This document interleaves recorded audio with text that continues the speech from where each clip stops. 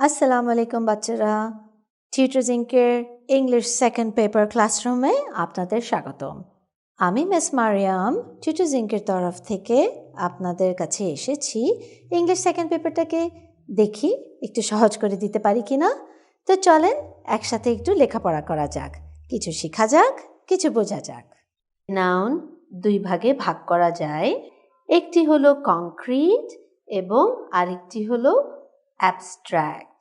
এখন আমরা কথা বলবো কংক্রিট নাউন নিয়ে। কংক্রিট নাউন হলো চার প্রকার: proper noun, common noun, collective noun এবং ম্যাটেরিয়াল নাউন। প্রত্যেকটা নাউনই আমরা একে একে করে শিখে ফেলবো। ওকে, প্রথমেই আমরা শুরু করব প্রপার নাউন দিয়ে।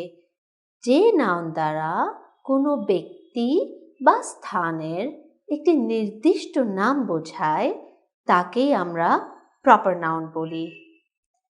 প্রপার নাউন হলো একটা স্পেশাল নেম যেটা আমরা কোনো ব্যক্তি বা কোনো স্থানের ক্ষেত্রে ব্যবহার করে থাকি।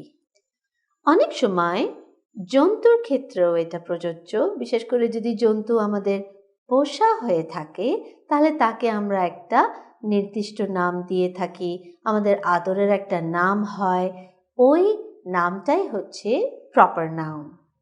এইভাবে যখন আমরা ব্যক্তি, স্থান, জন্তু এদের জন্য একটি স্পেশাল নেম ব্যবহার করে থাকি বা একটি নির্দিষ্ট নাম ব্যবহার করে থাকি, তাকেই প্রপার নাউন বলা হয়। মনে রাখতে হবে প্রপার নাউন সেন্টেন্সে সবসময় ক্যাপিটাল লেটার দিয়ে আরম্ভ হয়। যেমন দেখেন, Dhaka is a populated city. এখানে প্রপার নাউন কোনটা বলেন তো? ঢাকা, তাই না? এবং দেখেন ঢাকা কিন্তু ক্যাপিটাল লেটার দিয়ে আরম্ভ হচ্ছে। এখন অফকোর্স সেন্টেন্সটাও আরম্ভ হয়েছে এটা দিয়ে, তাই আমরা বলতে পারি যে আমরা ডিটা ক্যাপিটাল লিখেছি। আচ্ছা, ধরেন এটা যদি প্রথমে না থাকতো এবং মাঝখানে বা শেষে থাকতো, যেমন আই লিভ ইন ঢাকা, এমন ক্ষেত্রেও ঢাকার ডিটা ক্যাপিটাল করতে হবে। কেন? কারণ এটা একটি প্রপার নাউন, একটি শহরের নাম, তাই না? আরেকটা উদাহরণ দেখেন, নিপা লিভস ইন বাংলাদেশ। এখানে দুটি প্রপার নাউন দেখা যাচ্ছে, একটি হলো নিপা একজনের নাম, আরেকটি হলো বাংলাদেশ আমাদের আদরের দেশের নাম, তাই না? যেহেতু এটা একটি নির্দিষ্ট নামের জন্য ব্যবহার করা হচ্ছে, তাই নিপাতে এন এবং বাংলাদেশে বি দুটোই ক্যাপিটাল বা বড় হাতের অক্ষর হিসেবে ব্যবহৃত হয়েছে। বুঝতে পেরেছি?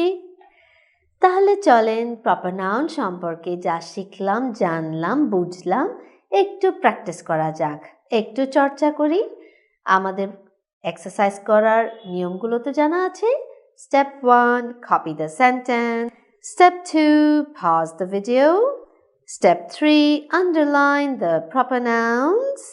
And step 4, resume the video and check your answers. তো চলেন আমরা একটু প্র্যাকটিস করি। Underline the proper nouns.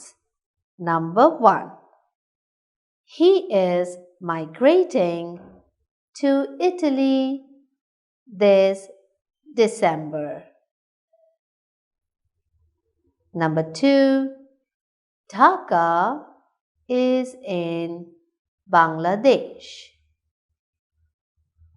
Number 3, this house belongs to Mr. Noor.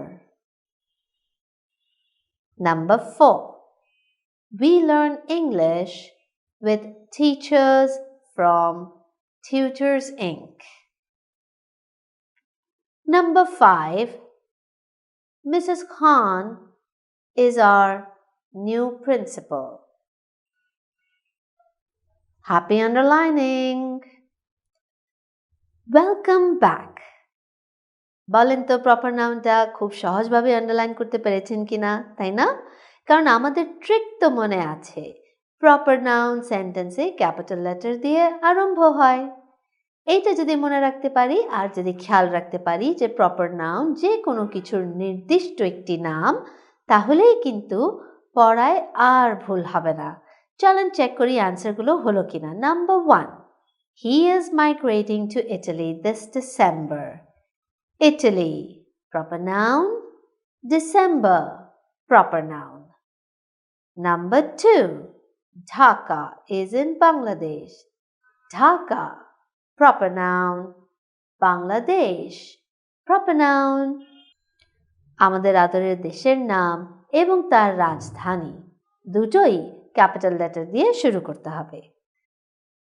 Number 3, this house belongs to Mr. Noor. এখানে প্রপার নাউন হচ্ছে mister নোর। Number 4, we learn English with teachers from Tutors Inc.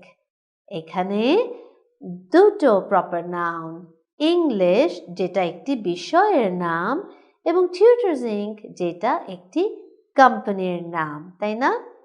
আশা করি আপনাদের আদরের কোম্পানির নাম।